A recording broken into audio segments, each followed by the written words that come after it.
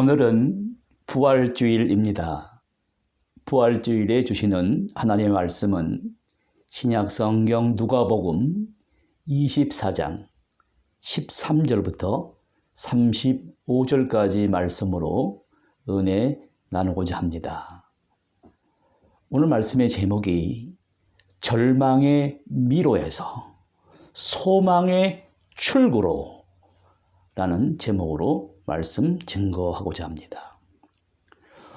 오늘 말씀은 사복음서에 나타난 예수님의 부활의 이야기 중에서 가장 아름다운 이야기가 기록되어 있습니다. 지금 두 사람이 맥이 빠져서 엠마오로 걸어가고 있었습니다. 엠마오로 가던 두 사람이 오늘 우리에게 전해주는 부활의 이야기가 있어요. 이 이야기는 이 사람들이 헤어나올 수 없는 절망의 미로에서 헤매다가 소망의 출구로 나가는 극적인 삶의 전환점을 보여주고 있습니다. 무슨 일이 벌어졌습니까? 먼저 본문은 부활의 이야기인데, 부활이란 자연 법칙을 초월하는 이야기입니다. 시간과 공간을 초월하는 이야기이기 때문에 인간의 이성과 과학에 기초한 판단과 대립하는 이야기가 리얼하게 그려지는 거예요. 이 이야기는 너무나 인간적인 이야기입니다. 예수님의 부활을 놓고 아니다, 확실하다, 믿을 수 없다, 예수를 직접 눈으로 봐도 모르고 의심하고 만나도 알 수 없다는 이야기가 아주 현실감 있게 생생하게 전해지고 있습니다. 지금 예루살렘에서 엠마오로 가는 이 두 사람이 걸어가는데, 이 사람들은 인간의 죽음은 마지막이다, 끝이다 라고 생각했습니다. 예수님의 부활하심을 아예 믿지 못하고 자연 법칙만을 따르며 멀리 떠나버린 사람들이었어요. 이 사람들을 다시 한 말씀드리면 인생을 살아가는 이유와 목적도 알지 못하고 절망의 미로에서 출구를 찾지 못하는 사람들이었습니다. 이름이 등장합니다. 이름은 글로버와 다른 한 사람이었다고 합니다. 이 사람들은 예수님의 공생의 3년 기간 동안 예수님을 따라다니던 사람이었어요. 놀라운 일은 그들이 걸어가는 길에 바로 십자가에서 돌아가시고 부활하신 예수님이 나타나셔서 지금 함께 걸어가고 계십니다. 부활하신 예수와 걸어가면서 서로 눈으로 보고 귀로 말씀도 듣고 예수님을 알아보지 못했습니다. 여러분, 무엇을 말합니까? 어떠한 진리를 눈으로 보았다고 귀로 들었다고 믿는 것이 아니라는 것입니다. 본문의 사람들이 믿지 못하는 사람들을 이렇게 대답합니다. 눈이 가리워졌다라는 거예요. 15절, 16절에 예수께서 가까이 이르러 그들과 동행하시나 그들의 눈은 가리워졌다. 눈이 히브리어로 아인이란 뜻입니다. 샘물입니다. 샘물은 항상 맑은 샘물이 솟아나면서 우리의 눈을 촉촉히 적시는 기능을 하는 것입니다. 그런데 그 눈이 가려졌다는 것은 어떠한 잘못된 힘과 세력에 의해 닫혀져 있다는 것입니다. 그래서 예수님인 줄 알아보지 못했다는 것입니다. 지금 부활하신 예수님과 두 사람이 동행하였습니다만 주님이신 줄 알아보지 못했어요. 예수님은 참 섭섭하셨습니다. 이 누가복음은 의사인 누가가 기록했습니다. 다른 복음서보다 특징이 있습니다.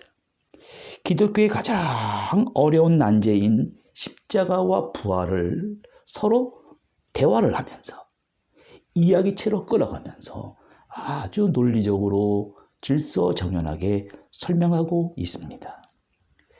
지금 우리가 살고 있는 지구촌이 코로나 바이러스로 몸살을 앓고 있습니다. 우크라이나에서는 전쟁이 벌어지고 북한에서는 핵을 막 쏘아대고 불안하고 코로나로 우울해하는 곧 일상을 회복할 것이라는 정부의 발표가 있었습니다만 두 가지 의견이 있습니다. 코로나 바이러스는 곧 정점을 지나면 잠잠해지고 일상을 회복할 것이다. 아니다. 더 폭발적인 감염이 도사리고 있다라고 합니다. 그러나 아무도 미래를 예측할 수가 없습니다. 그 이유는 우리의 눈은 가리워져 미래를 알지 못합니다. 본문의 제자들의 두 눈이 가리워졌습니다. 성경은 바로 그 제자들의 두 눈이 무엇인가 가리워진 인간의 약한 정신세계와 마음의 심리를 노출시키고 있습니다. 그래서 가장 두려워하는 인간이 풀지 못하는 마음속 깊은 곳에 두려운 심리의 문제, 죄와 죽음의 문제를 터치하고 있습니다. 그래서 문제를 해결해 줍니다. 하나님의 말씀이 기록된 성경의 대표적인 성경의 기술 방식입니다. 사람의 의식과 무의식 속에 숨겨진 내면의 갈등과 불안과 두려움을 다 끄집어내게 합니다. 동시에 예수님의 생애와 십자가와 죽음과 부활의 말씀인 이 진단 키트를 통해 명확하게 다루고 풀어나가고 있습니다. 인간의 풀 수 없는 영원한 숙제인 죄와 질병, 그리고 죽음과 영원한 생명의 문제를 길이요, 진리요, 생명 되신 말씀으로 오늘 우리에게 보여주고 있습니다. 두 사람이 예수님과 동행하시자 예수를 알아보지 못하는 이유는 저들은 실망했다는 것입니다. 예수님께서 그들에게 물어봤습니다. 너희가 무슨 이야기를 주고받느냐?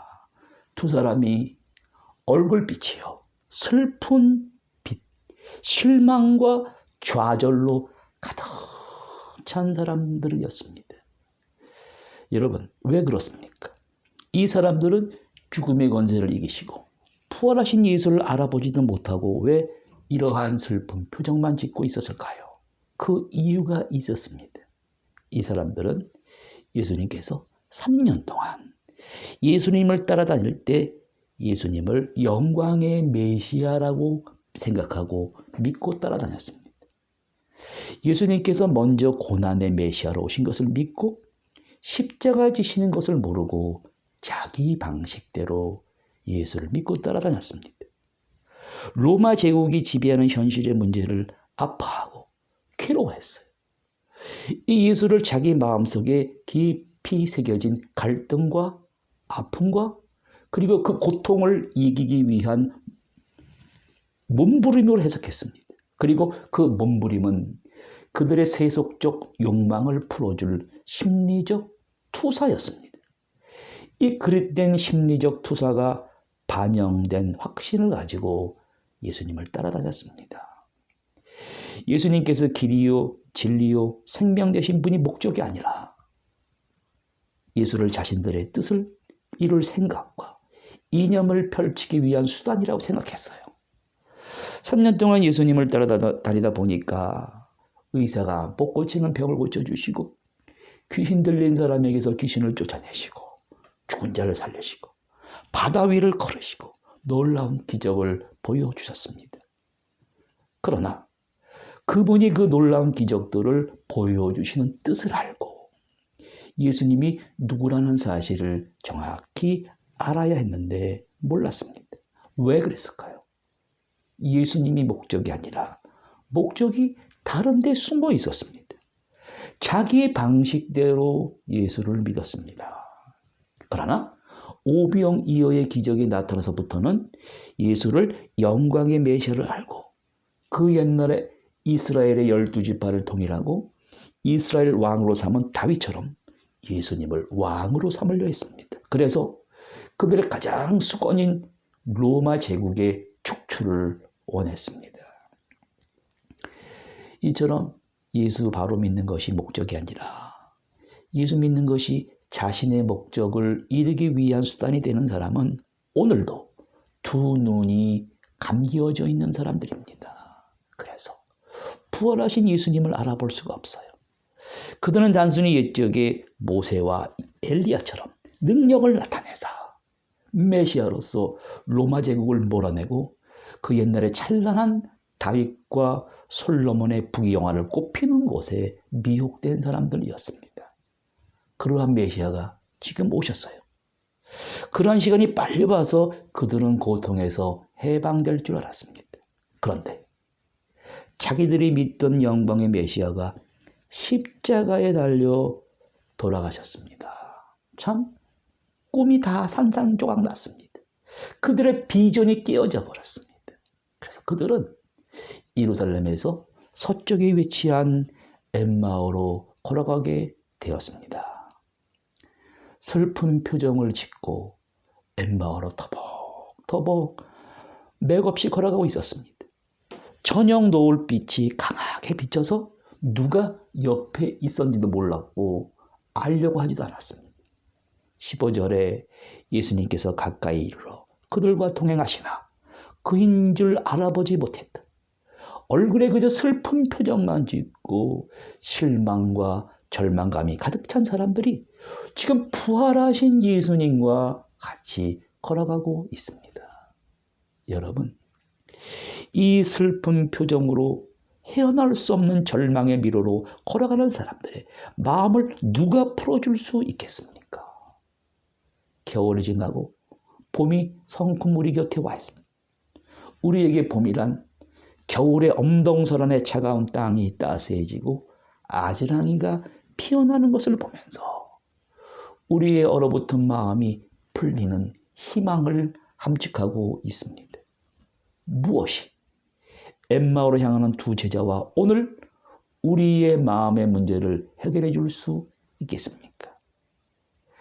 예수님께서 묻습니다. 왜 그렇게 얼굴빛이 어두운가? 두 사람 중에 글로바가 부활하신 예수님께 이렇게 말합니다.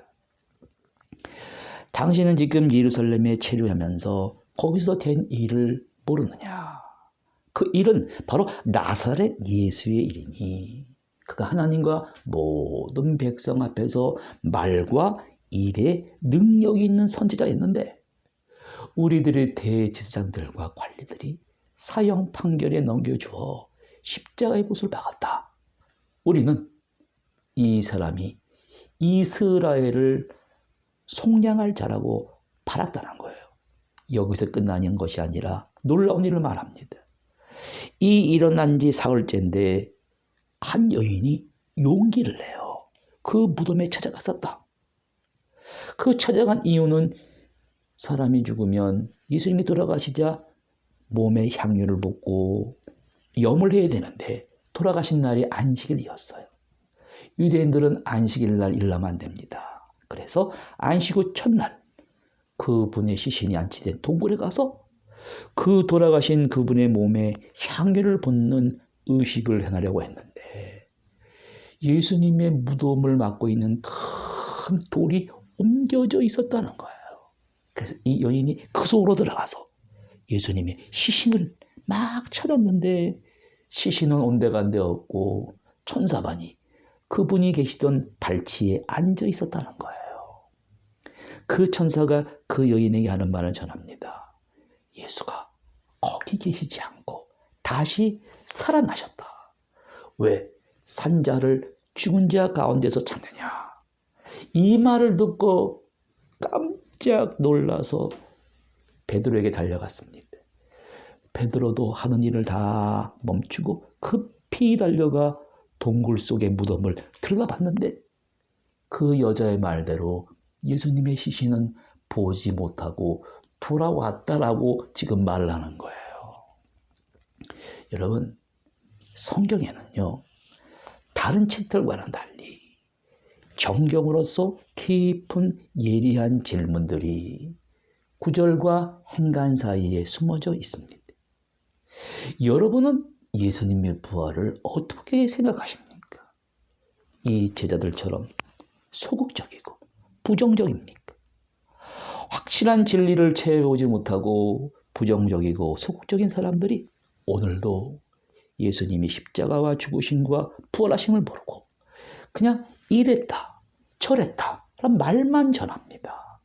이들은 그들의 마음과 눈이 무엇인가 강하게 붙들려 감겨버리고 마음과 정신세계가 닫혀져 혼탁해져 버린 것입니다. 그 사람들의 정신은 몸은 살아있으나 이미 죽은 거예요. 자, 여기서 우리는 끝이다. 다 떨쳐버리고 고향인 엠마로 간다는 거예요. 여러분, 예수님이 죽으신가 부활하심은 오늘도 모르는 사람들은 이 엠마오로 향하는 두 제자와 같습니다. 그러나 성경은 여기서 이 사람들의 잘못된 행동이 끝이라고 전합니까?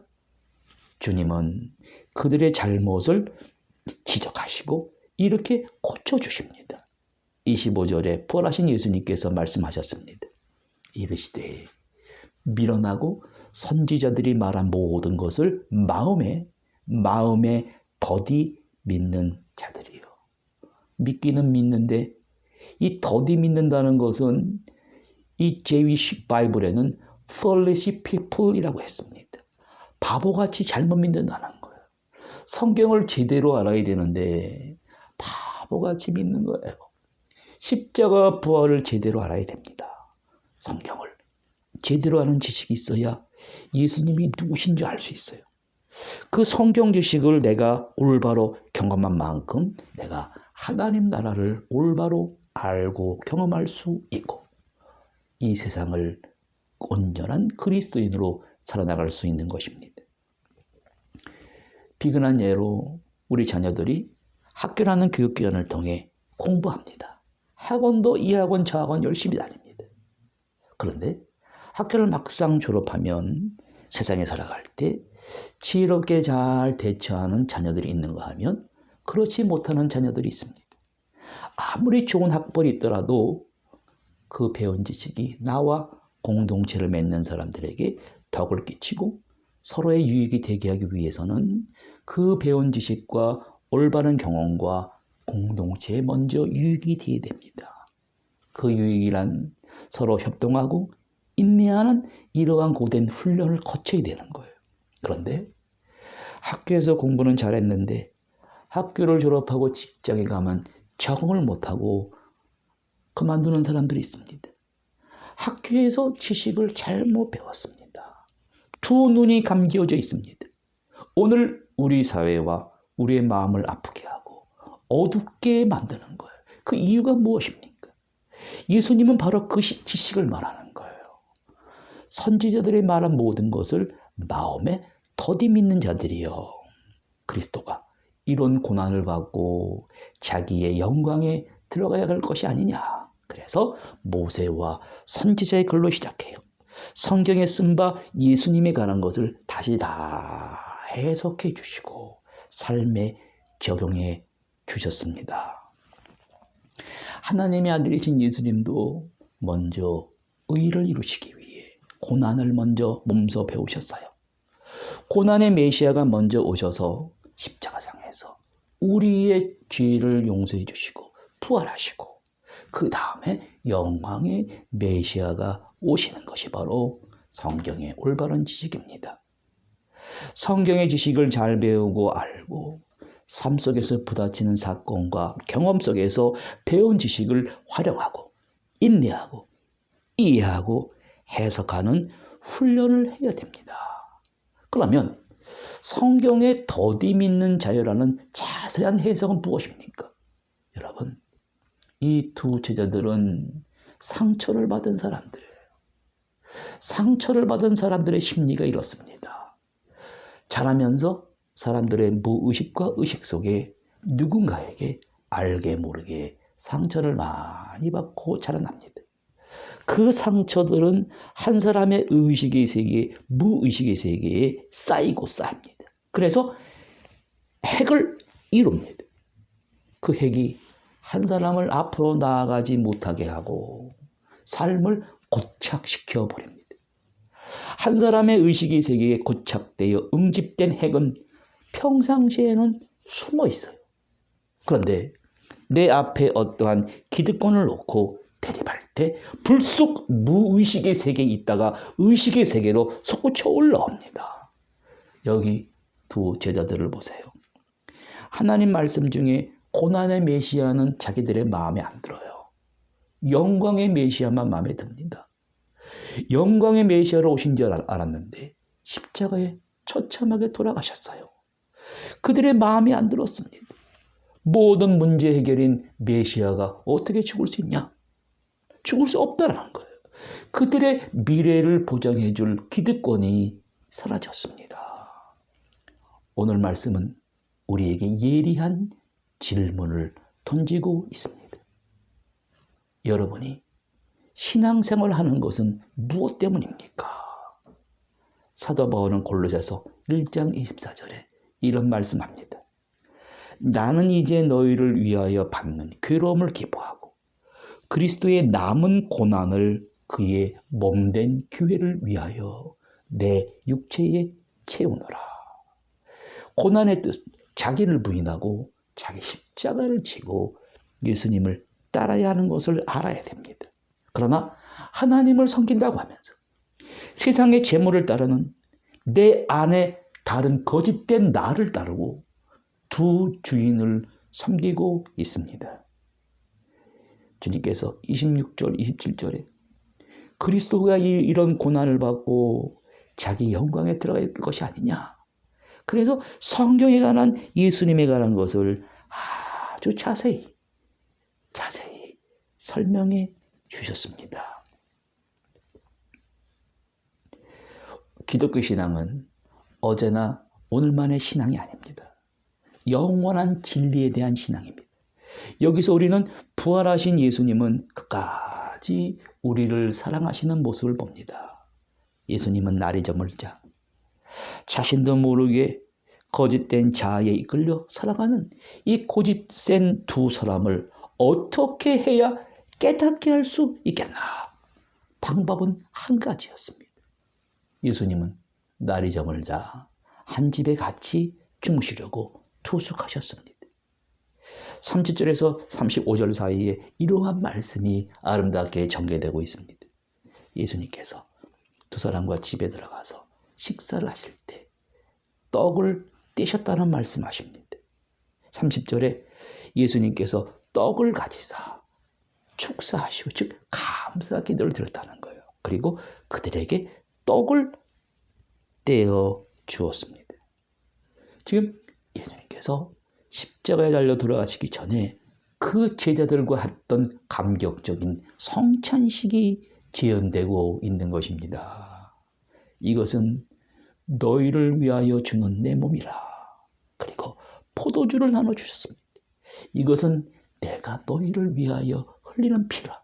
너희는 이것을 행하며 나를 기념하라. 그분이 사흘 후에 다시 살아나셔서 지금 성찬식을 하고 계십니다. 잘 들으시기 바랍니다. 이 성찬식을 하시자마자 31절에 그들의 눈이 밝아졌다고 그랬어요. 그들의 눈이 밝아져 그인 줄 알아보았다는 것입니다. 여러분, 그동안에는 그 눈이 샘물의 기능이 무엇인가 강하게 붙들려 있어서 앞을 볼 수 없었고 미래도 볼 수 없었습니다. 그러나 성찬식을 한 뒤에는 그들이 눈이 밝아졌어요. 그들 속에 감춰 있던 잃어버린 하나님의 형상을 회복하게 되었습니다. 사도행전 26장 17절에 바울이 그 모습을 이렇게 전합니다. 이스라엘과 이방인들에게서 내가 너를 구원하여 그들에게 보내요.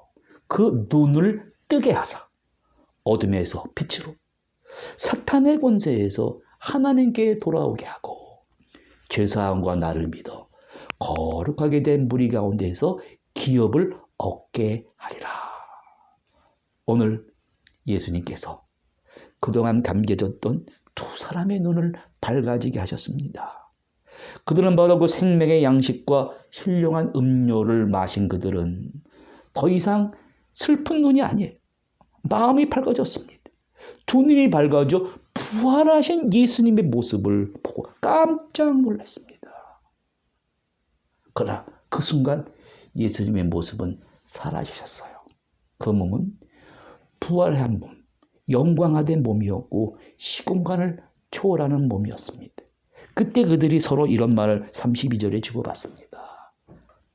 그분이 성경을 풀어주실 때 우리 속에서 우리의 마음이 뜨겁지 아니했냐? 지금까지는 이 사람들의 마음은 차가웠어요. 그러나 마음이 뜨거워지고 깨닫고 그동안 무엇인가 강하게 붙들려 뜰 수 없었던 눈을 뜨게 되었던 것입니다. 오늘 이 시간도 우리의 모습은 이 두 제자들과 같이 엠마오로 향하던 절망의 미로에서 헤어나오지 못하던 사람들과 같습니다. 이 두 제자는 모든 것들을 송두리째 빼앗겨버린 사람들이었어요. 나라도 빼앗기고 집도 빼앗기고 재산도 빼앗기고 마음도 모든 것도 빼앗긴 사람들이었습니다. 오늘 우리의 모습과 같습니다. 겨울이 지나고 봄이 왔어요. 봄이란 행복의 상징입니다. 희망과 자유와 새 생명, 행복의 상징이에요. 그러한 봄을 우리는 빼앗긴 것 같습니다. 누가 우리의 봄을 빼앗아 갔습니까? 국민들은 서로 그 행복을 빼앗간 그 주체를 나름대로 말합니다. 그리고 어떻게 빼앗긴 행복을 찾을 수 있겠나? 스스로 묻고 답을 찾지만 답을 찾을 수가 없어요. 그러나 여기 본문은 정확한 답을 줍니다. 우리가 마주하고 차갑고 냉담한 현실은 사람을 겸손하게 만든다는 것입니다. 자신의 능력 또한 생각보다 대단치 않다는 것을 깨달아가는 과정이 인생입니다. 사람이 돈을 많이 벌고 공부를 하고 자신이 꿈꾸던 것을 한 손에 넣는 순간, 그 순간 외관상 잠깐 번쩍였던 그 아우라는 한순간에 빛을 잃고 마는 것이 바로 우리의 현실입니다. 우리가 경험하고 있습니다. 역사 이래로 경험해보지 못한 코로나19로 인해 우리는 참으로 불안한 이 세상을 살아가고 있습니다. 그러나 부르심의 표대를 향하여 묵묵히 걸어가는 제자들이 필요합니다. 이 제자들은 세상이 평안하다 할 때 깨어있는 사람들이고 화로다 할 때 평안할 수 있어야 됩니다. 오직 예수님을 바라보며 물 위를 걸었던 베드로처럼 이 코로나 위기 속에서도 예수님 안에서 평상심을 유지하는 제자야말로 우리가 빼앗겨버린 그래도 봄이 오게 하는 제자들이 될 것입니다. 이제 이 두 제자들은 절망의 미래에서 발걸음을 옮겨서 부활과 소망의 출구인 예루살렘으로 뛰어가기 시작했습니다. 꽁꽁 얼어붙은 이 겨울을 녹여 봄이 오게 하듯이 빼앗긴 예루살렘에 봄이 오기 시작했습니다. 이 두 제자와 마찬가지로 오늘 우리의 희망인 봄도 무엇인가 삼켜버렸습니다. 그러나 이 시간 엠마오라고 하는 도상에 두 눈이 감겨지고 마음의 문이 닫힌 제자들에게 나타나신 부활하신 예수님이 나타나셨듯이 바로 이 시대의 모든 생명을 죽음으로 삼켜버리는 이 죄와 이 코로나 바이러스의 질병과 죽음으로 모든 것을 빼앗겨버린 우리 옆에도 나타나셔서 동행하시는 줄 믿으시기 바랍니다. 그래서 마음으로 뜨겁게 깨닫고 무엇인가 붙들려 감겨진 눈이 띄어져서 부활하신 예수님을 부활의 주님을 목격할 수 있기를 주님의 이름으로 간절히 축원드립니다.